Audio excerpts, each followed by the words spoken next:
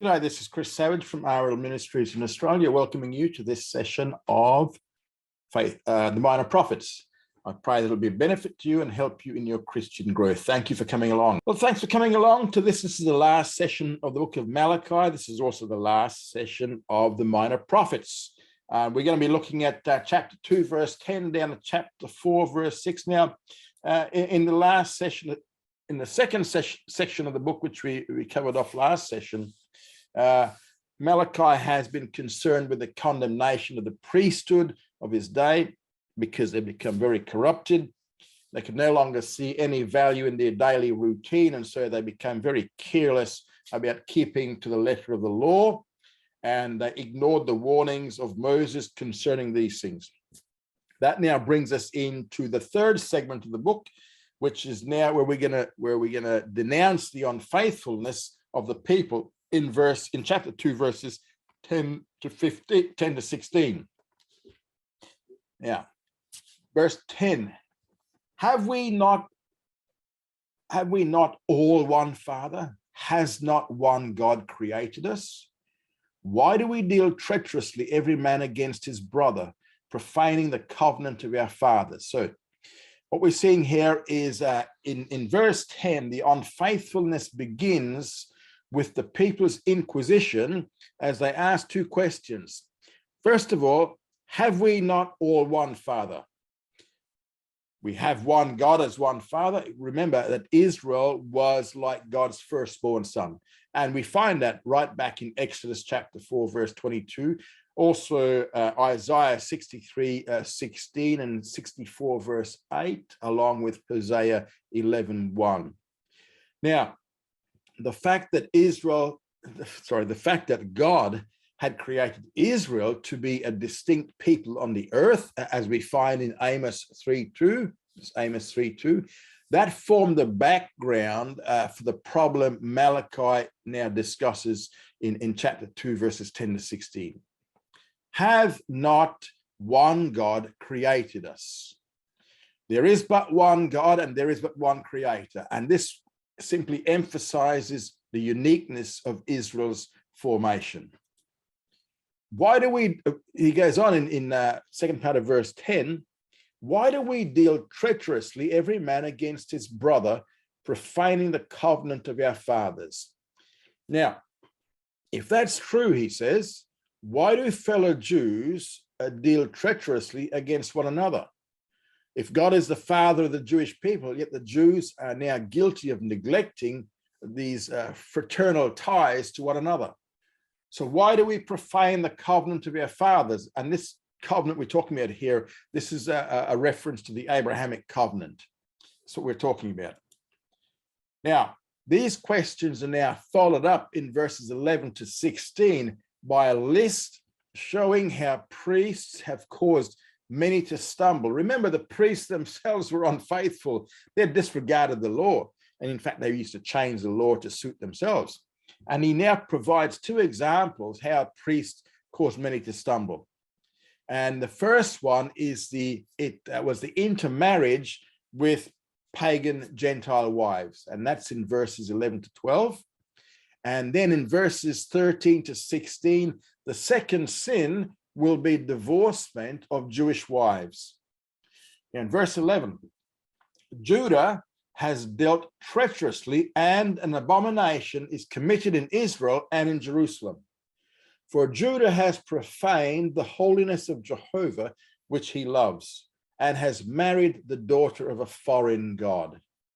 So verses 11 to 12, he deals here with the first key problem, and that was intermarriage with Gentile pagan wives. Now, in verse 11, the sin is given.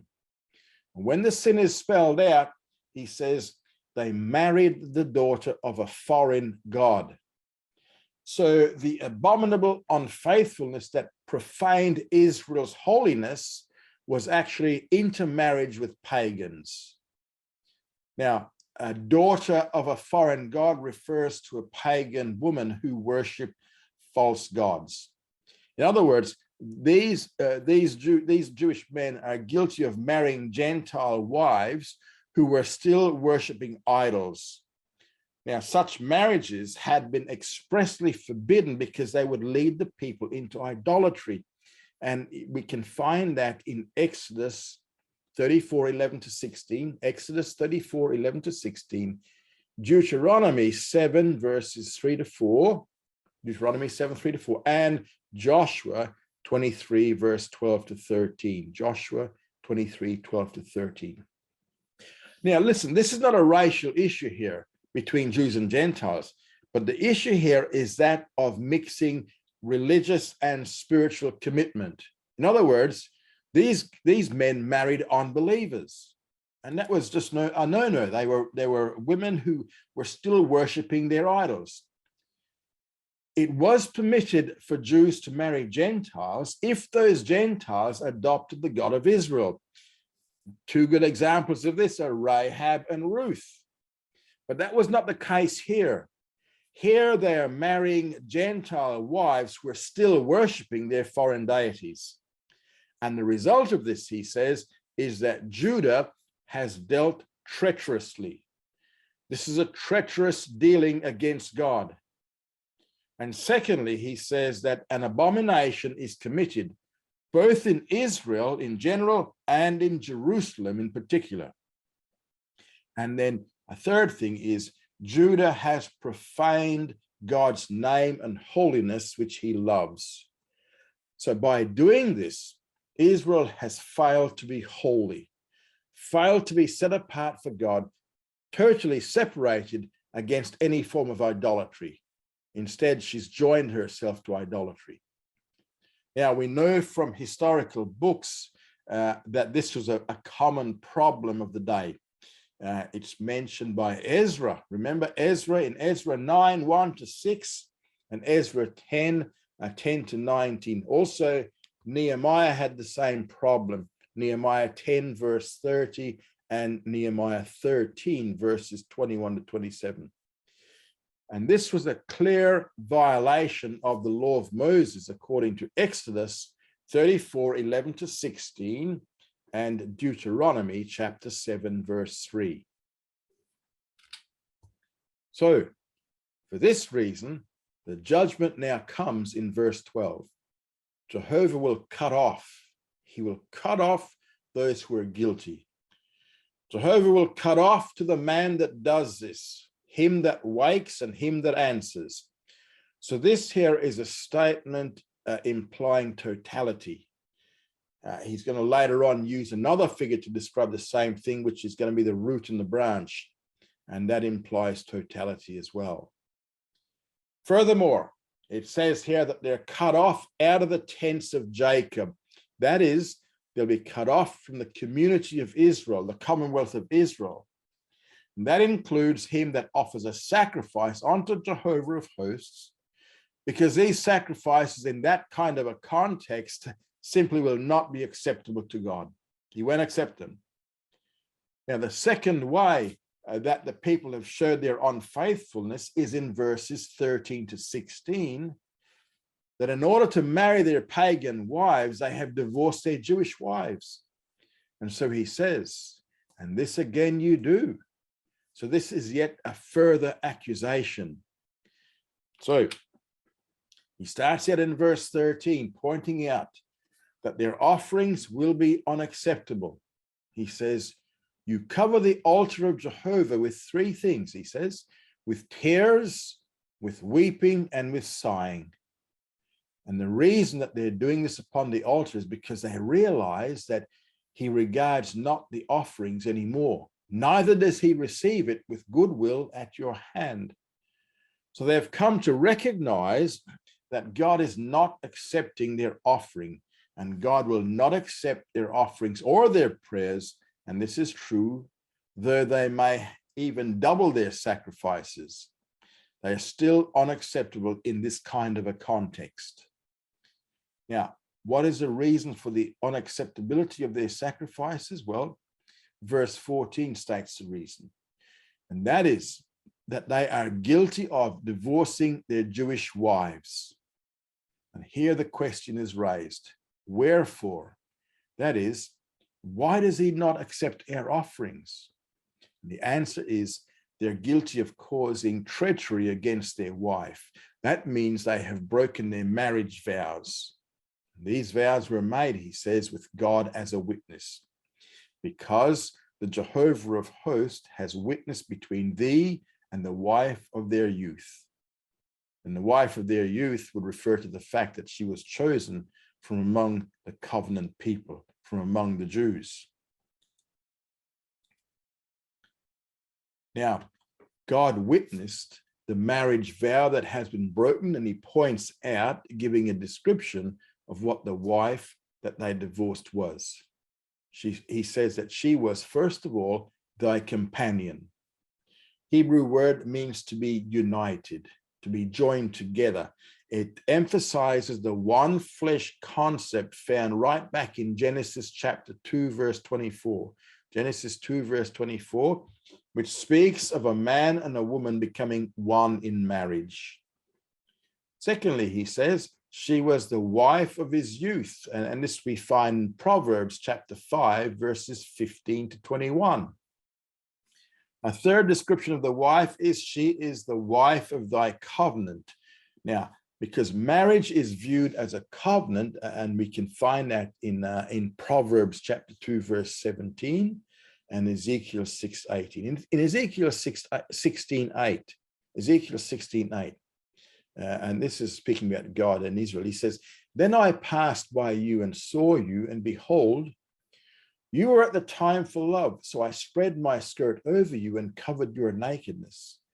I also swore to you and entered into a covenant with you so that you became mine, declares the Lord God. That was when God took Israel as his wife. So the wife is all these things.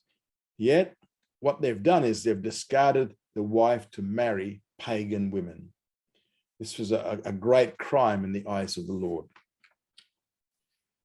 In verse 15, he says, and did he not make one, although he had the residue of the Spirit? And wherefore one? He sought a godly seed. Therefore, take heed to your spirit, and let none deal treacherously against a wife of his youth. So what we see here in verse 15 is that he presents the warning. He says, did he not make one? Again, this is the one flesh of Genesis 2, verse 21 to 24. Although he had the residue of the Spirit, what does that mean? The point of this statement is that one who has the Spirit of God would not be guilty of the sin of divorce. That's basically what he's saying here. Now, the other question is, wherefore one? The reason for one. What's the reason for one? Meaning the one flesh. The one flesh, the reason for that is that you might produce a godly seed, and their children would also become believers in Jehovah. That was the whole purpose of it, was for the marriage covenant, it being married within the Jewish frame of reference. It's so that these who would be faithful to God would then produce godly seed. They'd become believers in Jehovah.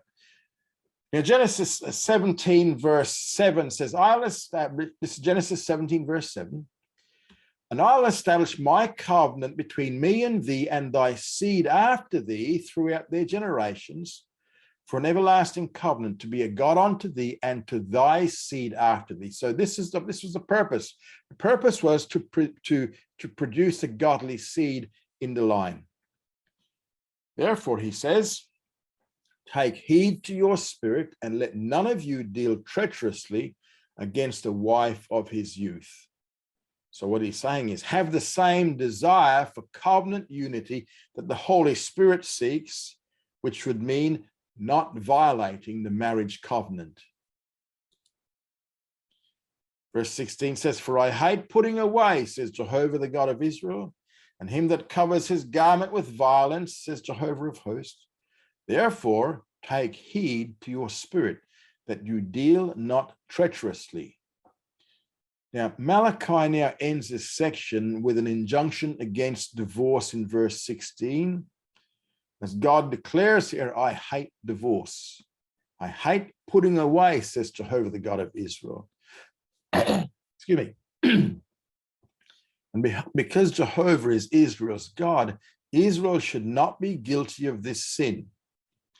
It's a loathsome practice, but God has allowed divorce, but he never approves of it.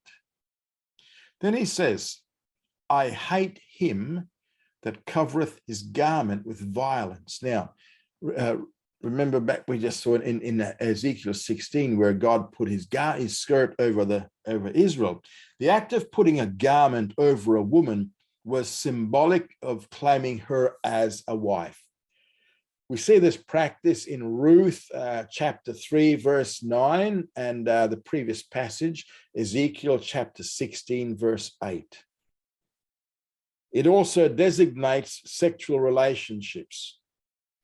But the sin here is that they covered the garments with violence toward their wives, and they acted against the proper sexual relations of husband and wife by divorcing the wife, the Jewish wife, that is, and then marrying the pagan Gentile wife.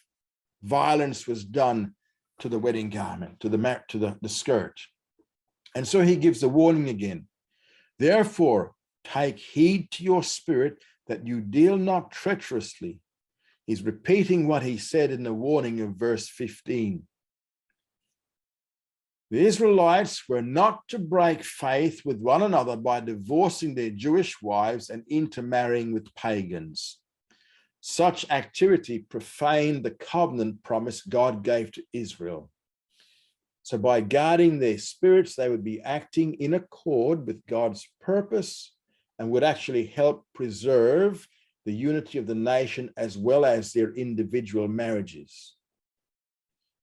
Now, we come to the fourth section, or fourth main division. This is the coming of the messenger of the covenant, which we find from chapter 2, verse 17, down to chapter 3, verse 6. We'll read these verses in one hit here. Verse 17 of chapter 2, down to chapter 3, verse 6. You have wearied Jehovah with your words, yet you say, wherein have we wearied him? In that you say, everyone that doeth evil is good in the sight of Jehovah, and he delighteth in them. Or, where is the God of justice? Chapter 3, verse 1. Behold, I send my messenger, and he shall prepare the way before me, and the Lord whom you seek will suddenly come to his temple. And the messenger of the covenant whom you desire, behold, he comes, saith Jehovah of hosts. But who can abide the day of his coming? And who shall stand when he appeareth? For he is like a refiner's fire and like fuller's soap. And he will sit as a refiner and purifier of silver. And he will purify the sons of Levi and refine them as gold and silver. And they shall offer unto Jehovah offerings in righteousness. Then shall the offering of Judah and Jerusalem be pleasant unto Jehovah, as in the days of old, and as in ancient years.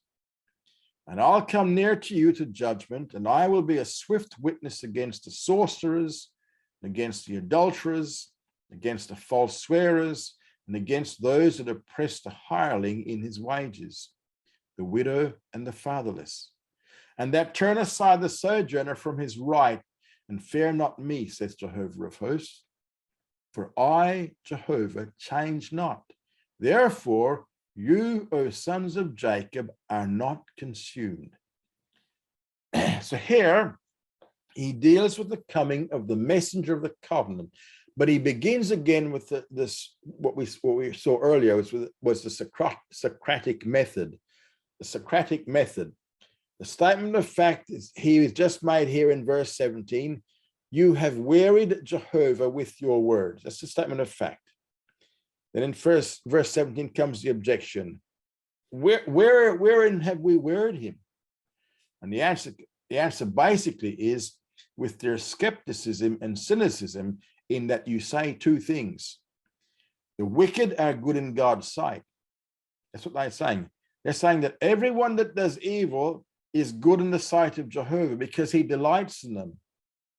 And secondly, they say, where is the God of justice? What they're saying is the God of justice does not mete out justice. So what they're saying is that the apparent prosperity of the wicked, they're saying the wicked are good in the eyes of the Lord, And the suffering of the righteous, this is an age-old problem. In the Old Testament, the problem was more pronounced than it is today because God promised Israel material prosperity as a reward for obedience to his law. And if you have a look in Deuteronomy 28, you will see that the rewards for blessings are rewards for obedience, curses for disobedience. Now, having spelled out the problems in this Socratic method in chapter 3, verses 1 to 6, he now gives the elaboration. Verse 1 deals with the coming of the Forerunner. Now, this is in order to answer the question, where is the God of justice? And so he says, behold, I send my messenger. This is the third messenger of 4 in Malachi.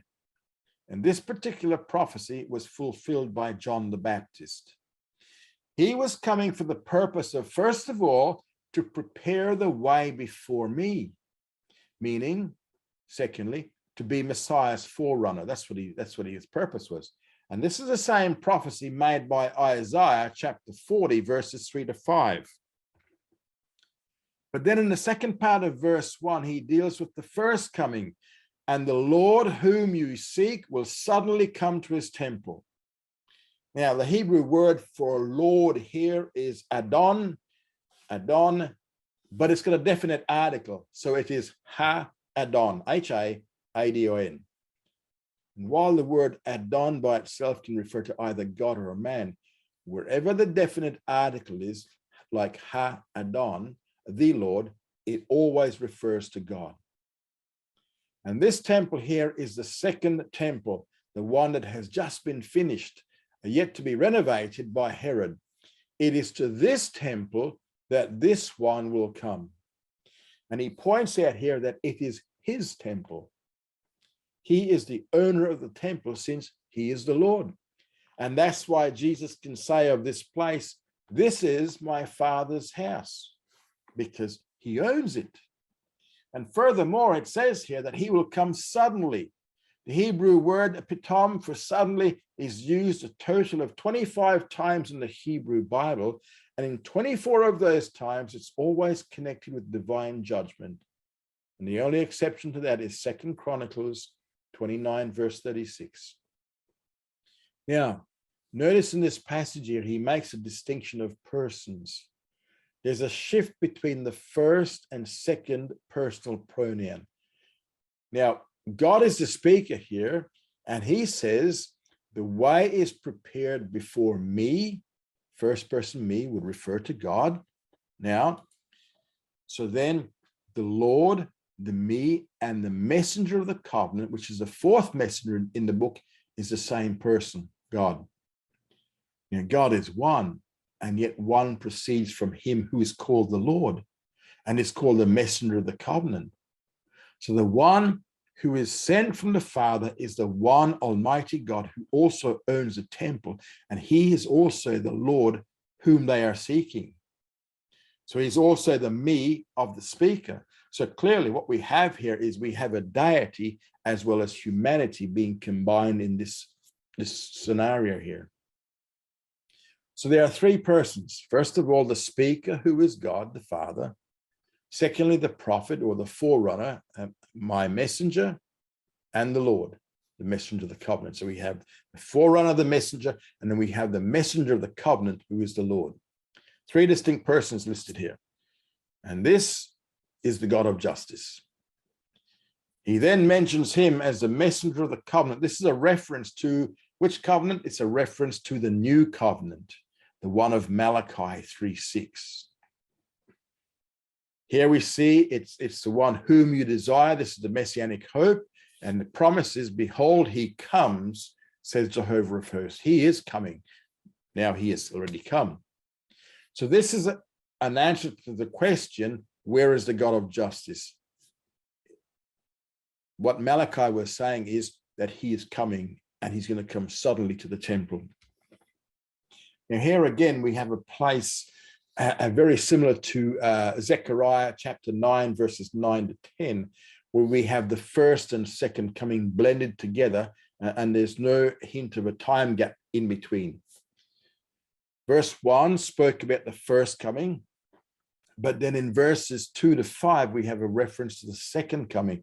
And so what he says here is that in his second coming, several things are going to take place. So verses 2 to 5 deal with the second coming. And when he comes in verse 2, what does it say? It says that he will refine the people. It states, but who can abide the day of his coming, and who shall stand when he appears? This is a reference to the second coming. This is the same as the judgment of the day of Jehovah, when he will refine the people. And he uses two figures here. He is like a refiner's fire. Now, this first figure, refiner's fire, is fire to purify. The second figure is like fuller's soap. What that does is that cleanses. So what we see here is that he will purify them. This would mean their regeneration, their salvation, and he will cleanse them, and that will mean their sanctification. So this is the second coming. It says he will sit as a refiner and purifier of silver, and he'll purify the sons of Levi and refine them as gold and silver, and they shall offer unto Jehovah offerings in righteousness. Then shall the offering of Judah and Jerusalem be pleasant unto Jehovah, as in the days of old, and as in ancient years. So here in verses 3 to 4, he says that he intends to purify the priesthood. First part of verse 3 deals with the purification, as he declares here. He will sit as a refiner and purifier of silver, and he'll purify the sons of Levi and refine them as gold and silver. That's the first part. In the second part of verse 3, it is only at that point that the priesthood will now be able to offer righteous sacrifices.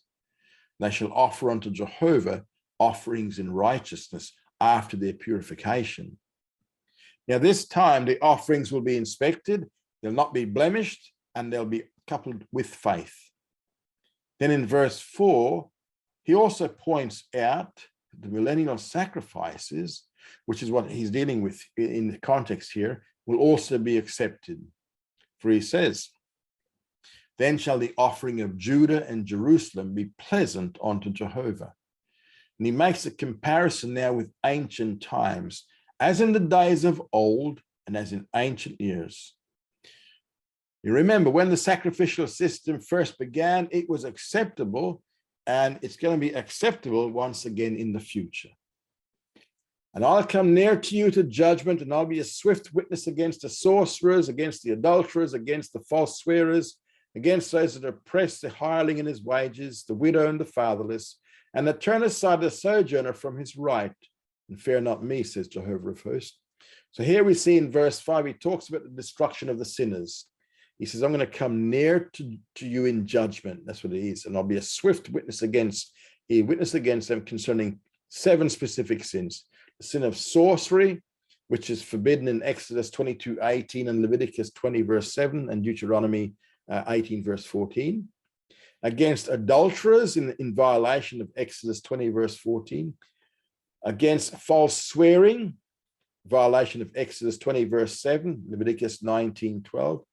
Against those who oppress the hireling in his wages, in violation of Leviticus 19:13 and Deuteronomy 24:14 to 15, and those who oppress the widow, which is violating Exodus 22 to 24 and Deuteronomy 24 verse 19 to 22, and also those who oppress the fatherless, the orphans, and those who turn aside the sojourner, and God will witness against them for these 7 sins. And all these 7 sins show that they do not fear God, have no fear for him, because they're practicing these things. Now, this will give a final answer to the skeptical question of chapter 2, verse 17. Where is the God of justice? Well, someday he will come and justice is going to be meted out. But will this judgment bring about the end of Israel? Will the people be consumed by the refiner's fire? No. For as other prophets had predicted, Malachi stated that Israel will be delivered in the day of the Lord. The descendants of Jacob will not be destroyed. This is because of God's covenant promise. A promise now is only as good as the person who makes it. Now, God will keep his promise to the nation of Israel. It will not change because his word, like himself, is immutable. So this is the basis for Israel's hope, which is found in Deuteronomy chapter 4, verse 31 and onwards, and also Ezekiel 36, verses 22 to 32. Verse 6 says, "For I, Jehovah, change not. Therefore, you, O sons of Jacob, are not consumed." So in verse 6, he deals with the eternal covenantal promises. He says, "For I, Jehovah, change not." I am Jehovah, I do not change. And the result is, "Therefore, you, O sons of Jacob, are not consumed." God is long-suffering and God is unchangeable in his purpose for Israel. And so for this reason, the Jews are indestructible. Psalm 102, verses 26 to 27 make a similar point there. And so here we've had a prophecy of the first and second coming, as well as a forerunner to the first coming in this section. And that was John the Baptist. Now in verses 7 to 12, we're going to look at, this is another section there, we're going to look at the failure to pay tithes. Verse 7, "From the days of your fathers you have turned aside from mine ordinances and have not kept them. Return unto me and I'll return unto you, says Jehovah of hosts. But you say, wherein shall we return? Will a man rob God? Yet you rob me. But you say, wherein have we robbed thee? In tithes and offerings. You are cursed with the curse, for you rob me, even this whole nation." Verse 10, "Bring you the whole tithe into the storehouse, that there may be food in my house, and prove me now herewith, says Jehovah of hosts, if I will not open you the windows of heaven and pour you out a blessing, that there shall not be room enough to receive it. And I'll rebuke the devourer for your sake, and he shall not destroy the fruits of your ground. Neither shall your vine cast its fruit before the time in the field, says Jehovah of hosts. And all," verse 12, "and all nations shall call you happy, for you shall be a delightsome land, says Jehovah of hosts." Now, another major problem or sin of theirs was the failure to obey the law in the paying of the tithes. And so he again deals with this, beginning with the Socratic method. The statement of fact is made in the first part of verse 7. He says, "From the days of your fathers, you've turned aside from my ordinances and have not kept them." So in light of their past history of disobedience, he now issues a call. Return unto me and I'll return unto you. It's a call to obedience. But in verse 7, the objection comes. "But you say, wherein shall we return?" Now, before answering that objection, he decides to make a second statement of fact. "Will a man rob God?" This is verse 8. "Yet you rob me." And the Hebrew word for rob here means to defraud. It's used only here and in Proverbs 22, verse 23. Proverbs 22, 23. Now in the Talmud, the word is used to take something forcibly. Now to that second statement comes the second objection. Well, where have we robbed God? The answer is in verse 8, in tithes and offerings. Now, this answers both objections. How will they return?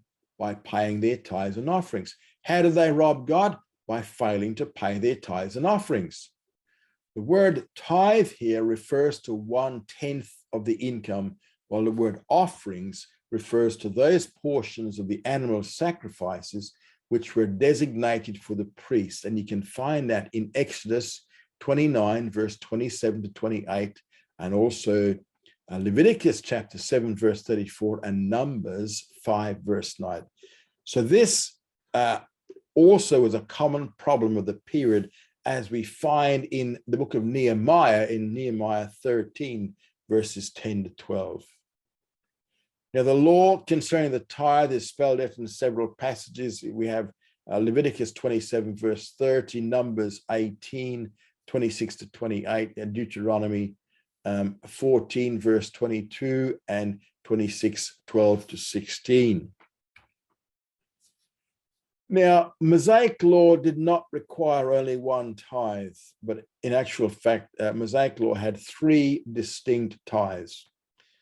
The first tithe was that 10% must be given to the Levites. Levites were the ministerial priestly tribe of Levi, and that was so that they could maintain the temple worship. And you find it in Numbers 18, 21 to 24, and Deuteronomy 14, verse 27. So that's the first tithe to the Levites. The second tithe was that 10% of the remaining 90% must be donated in order to maintain the festivals and sacrifices of the Lord.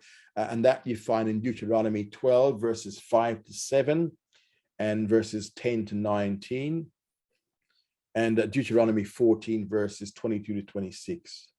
So the first tithe came totally to the Levites. The second tithe was now brought during the festivals of Passover, Pentecost, and Tabernacles. And then we had a third tithe, was that 10% must now be collected every third year for the poor, according to Deuteronomy 14, verses 28 to 29. Now, people have come to think of tithes only in terms of 10%, but actually, if you take in all of the various tithes, the total average an Israelite had to pay on a yearly basis was equivalent to around about 23%, not 10%. Now, having stated the problem of the neglecting of tithes and the two examples of the Socratic method, what he now does in verses 9 to 12 is to elaborate upon that specific issue. Again, in verse 9, he now talks about the curse. He says, you are cursed with the curse. Now, the curse which comes with disobeying the law, and this resulted here in crop failures of low yield and barrenness, and this is exactly what Deuteronomy 28, verse 20 said would come about. The reason that this has come about is because you robbed me, says God. The word me here is found in the emphatic position. It is God himself who is being defrauded, and the ones who are guilty, he says, even this entire nation, even this whole nation are guilty of defrauding God of the tithes and offerings. That is the curse and that is the guilt, and the remedy is the first part of verse 10. Bring ye the whole tithe into the storehouse. So the whole tithe, so that no part of the law is now disobeyed. Mentions to bring it into the storehouse. The storehouses were chambers in the temple compound where these tithes, which were normally foodstuffs, were stored. Nehemiah 10, verse 38 and 13:12 mentions it. Also 1 Kings 7, verse 51. This storehouse is not the treasury at the local church. Some churches use this passage to teach tithing for today, but tithing is not for the New Testament believer. And the storehouse is not the local church treasury. Principle of giving today is how God has prospered us, and we distribute it as we are led. We don't store it up in the church. We store it up in private deposit according to Paul's teachings in 1 Corinthians chapter 16, verses 1 to 4. And the reason that they must bring these tithes to the storehouse, back to Israel that is that there may be food in my house. And by this food is how the priesthood was sustained. Just as our offering in our churches today sustains the pastor. Then if they obey this, there'll be specific results mentioned in verses 10 to 12. And he mentions three results here. At the end of verse 10, God will provide abundance. So he begins with an invitation. Prove me now herewith, says Jehovah of hosts. And the Hebrew word here for prove means to examine, to try, to prove. Now, we're not actually allowed to test the Lord according to Deuteronomy 6, verse 16. Deuteronomy 6, verse 16. But if God calls for it, then it's permitted. Then he says the blessings are indeed going to come. The result is if I will not open you the windows of heaven. What does that mean? It means that rain will come and pour you out a blessing, and the blessings of the land will be so great that there shall not be room enough to receive it. And so the first result is the rains will come, resulting in an abundance of crops. In verse 11, the second thing we see here, the locusts will now be removed from the land. And I'll rebuke the devourer for your sakes, and he shall not destroy the fruits of your ground, neither shall your vine cast its fruit before the time in the field. So not only will locusts not come to eat up the fruit, but there will be no premature falling of the fruit to the ground, which sometimes happens when the rains don't sometimes come quite the way they should. And then the third thing we find in verse 12, the Gentiles will realize that God is blessing the land, and all the nations shall call you happy. Why? Because they'll see that you shall be a delightsome land. Man, you'll be producing so much foodstuffs to be a delightful land. Then we see the remnant of Israel in verses 13 to chapter 4, verse 3. We're going to see the response of the non-remnant in verses 13 to 15. Your words have been stout against me, says Jehovah. Yet you say, what have we spoken against thee? You have said it is vain to serve God, and what profit is it that we have kept his charge, and that we have walked mournfully before Jehovah of hosts? So there are two ways of responding to God's call, and here we see the response of the non-remnant in verses 13 to 15. Again, he's using this Socratic method. Statement of fact is in verse 13 is, your words have been stout or arrogant against me, said Jehovah. Yet you say, what have we spoken against you? The answer is, because you have said. Then he lists what the problem is in verses 14 to 15. There are two negative things they've been saying. First of all, in verse 14, they claim it is vain to serve God. It's empty. No use in serving God. And they say, what profit is it that we have kept his charge? What they're saying is there's simply no profit in serving God any further. And further on, they say, we have walked mournfully before Jehovah. What that means is that there is no profit in fasting and repenting as we have been doing. So it is totally vain to serve God. And secondly, in verse 15, they claim the wicked prosper while the righteous do not. What they're saying is that the wicked have already tested God and have shown that God is powerless. And so they say, the proud are blessed and happy. The wicked prosper. And furthermore, it says, they say, they that work wickedness are built up. Yes, they tempt God and seem to escape his judgment. So what they're saying is the wicked have already tested God and found him powerless. So why do we prove God by giving our tithes and offerings? Now, this is the response of the non-remnant. The non-remnant are those who do not believe in Jehovah, do not exercise faith in him. Now, the purpose of the remnant, or the response of the remnant, we see in verses 16 to 18. Then they that feared Jehovah spake one with another, and Jehovah hearkened and heard, and a book of remembrance was written before him for them that feared Jehovah and that thought upon his name. And they shall be mine, says Jehovah of hosts, even mine own possession in the day that I make. And I will spare them as a man spares his own son that serves him. Then shall you return and discern between the righteous and the wicked, between him that serves God and him that serves him not. So here in verses 16 to 18, we have the response of the remnant, the faithful remnant. First part of verse 16, he points out the remnant is characterized by obeying God. He starts that by saying, they that feared Jehovah spoke one to another. This is the remnant. They feared God, and that was their motivation for holy living. And the holy living was seeing that they did give their tithes, and they thought on his name. This means to regard and meditate on the Lord, which they did. And because the remnant obeys in verses 16 to 18, he now spells out several results that will come of it. And altogether, he points out 5 results. First of all, he says, God hearkened and heard their prayers in the second part of verse 16. Second, also in verse 16, he says they were written or inscribed in a book of remembrance. A book of remembrance was written before him, before God himself, and it was written for them that feared Jehovah and that thought upon his name, which was a believing remnant. And this book of remembrance records the acts that the remnant had been practicing for the purpose of receiving their reward in the future. Remember a guy called Mordecai?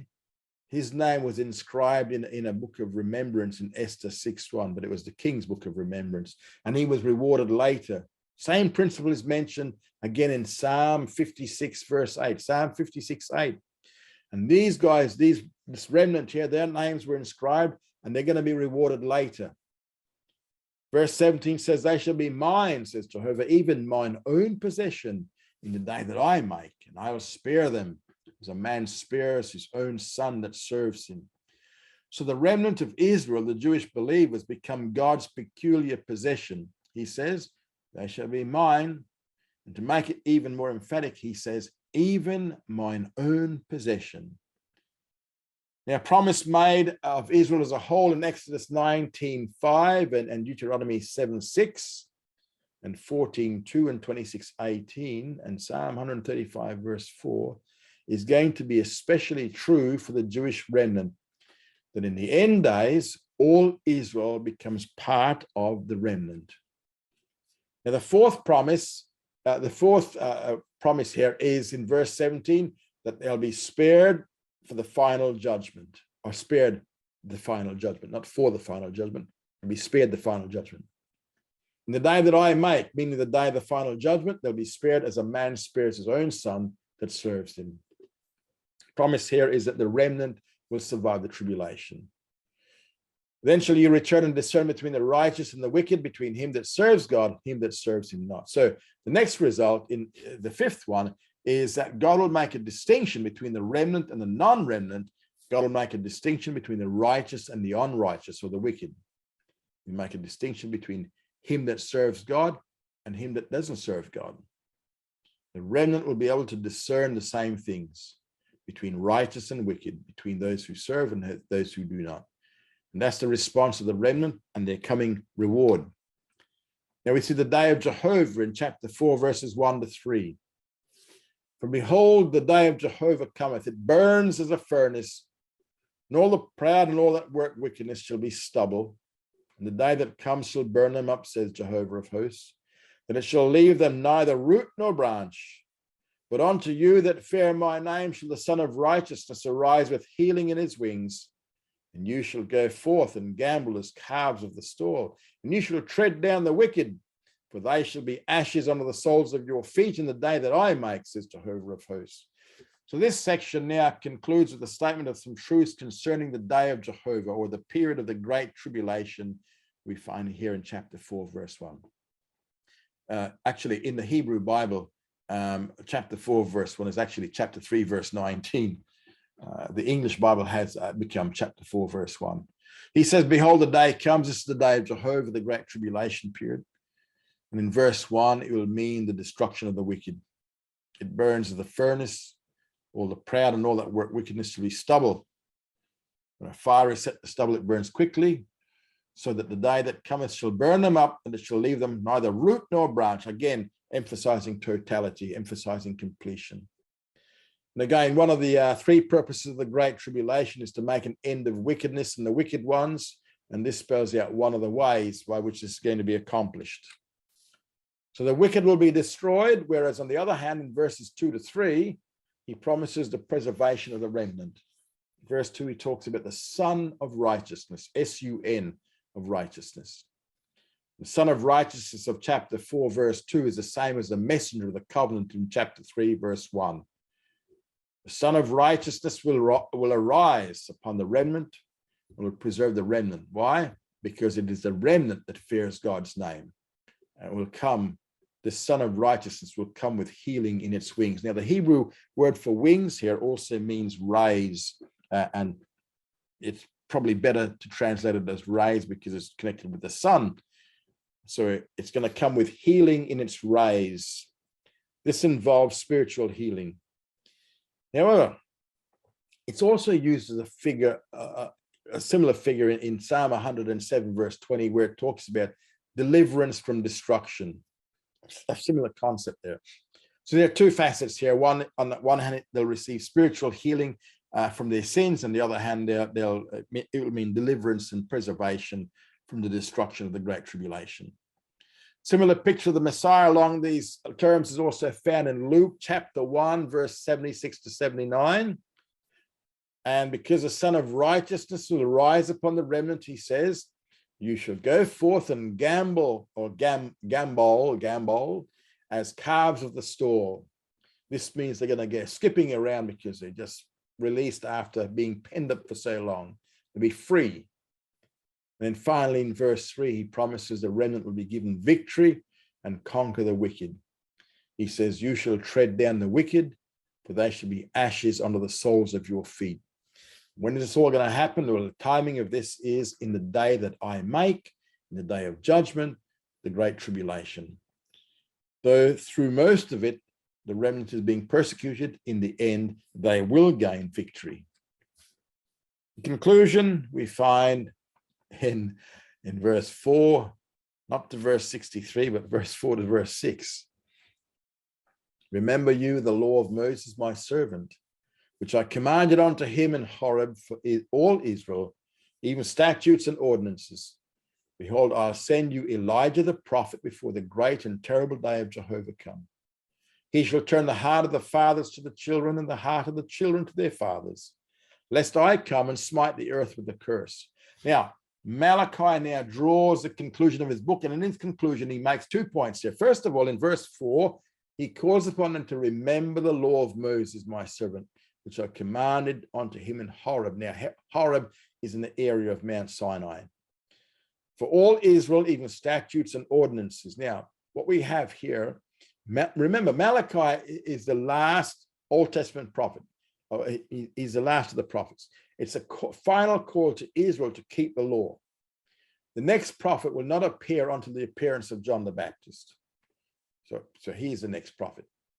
So what Malachi instructs them is to remember the law until the two messengers of chapter 3, verse 1 arrive. And the two messengers, John the Baptist, the forerunner of Jesus the Messiah. And between now and then, he's saying they are to keep the law because he is the last prophet. So he's the last mouthpiece to the nation. It's a final call to Israel to keep the law.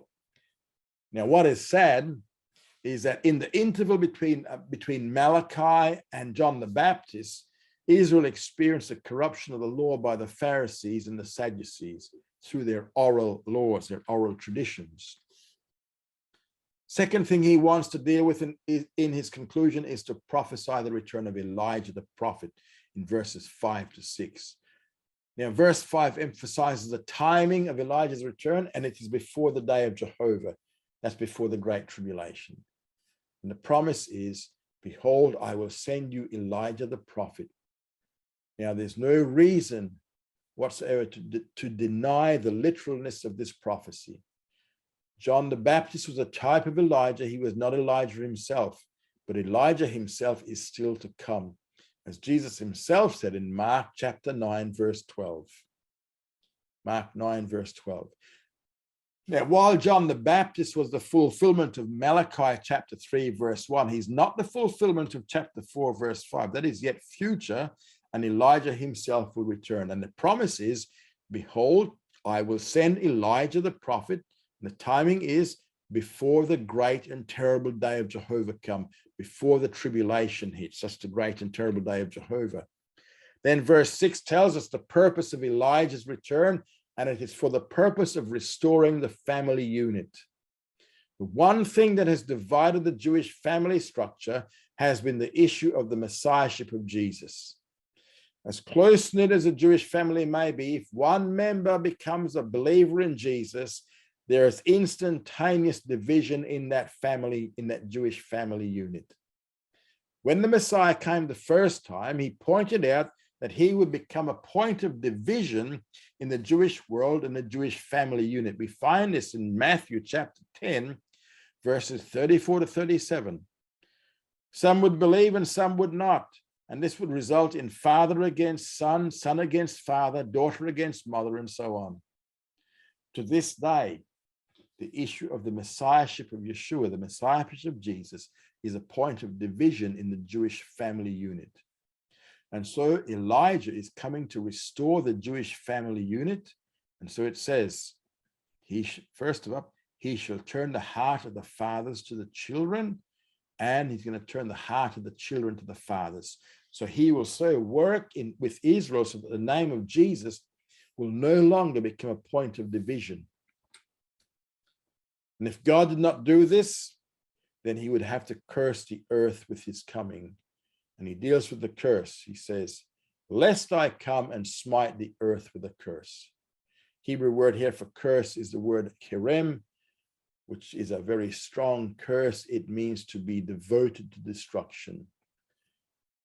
So in the English Bible, the Old Testament ends with a curse, but in the Hebrew Bible, this is not the last book of the Old Testament, but it's the last book of the prophets. And so the prophets ends with a curse. And because all of the prophets are read in the synagogues weekly, and the rabbis did not want the ending of the reading of the law to end with a curse, after reading verse 6, lest I come and smite the earth with a curse, they would then repeat the reading of verse 5, so it would not end with a curse. But that is the way the prophets end, with a curse. But a promise of the return of Elijah. And when the New Testament opens up, we see the beginnings of fulfillment with John the Baptist fulfilling Malachi chapter 3, verse 1. So this ends the study of the book of Malachi, and it also ends our study of the minor prophets. Thank you for attending all this time. Study hard and grow strong. Thanks for coming along.